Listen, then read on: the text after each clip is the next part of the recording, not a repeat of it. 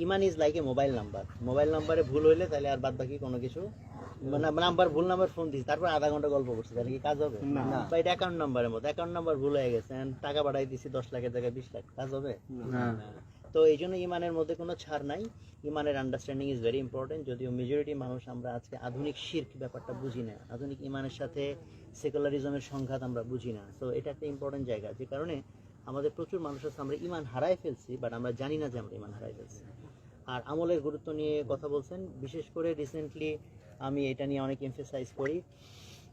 একটা সময় আমি প্রচুর বই সাজেস্ট করতাম মানুষকে। তা আমার কাছে রিসেন্ট টাইম মনে হচ্ছে ইলমের ব্যাপারটা একটা ফিতনা হয়ে গেছে অনেকের ক্ষেত্রে।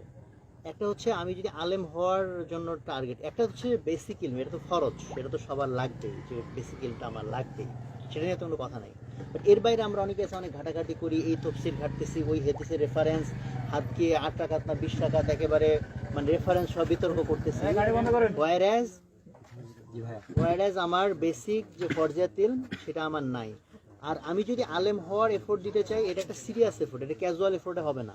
বাট ক্যাজুয়াল এফোর্টে যখন এরকম ইলম আমরা অর্জন করতে চাই, বরং আমাদের মধ্যে অহংকার তৈরি হয়, যে অহংকার আমার আরো পতন ঘটায়। যে কারণে আমি মনে করি যে আমল এবং ইলমের মধ্যে একটা সমন্বয় থাকা দরকার। হাসরের ময়দানে যে প্রশ্নটা হবে যে তুমি যা ইলম অর্জন করছো সেই অনুযায়ী কতটুকু আমল করছো। তো আমি ছোটবেলায় ভাবতাম আরে এটা তো বাইপাস করা সোজা, ইলম অর্জন করবো না আমলও করবো না, আল্লাহ বলবো ইলম ছিল না আমল।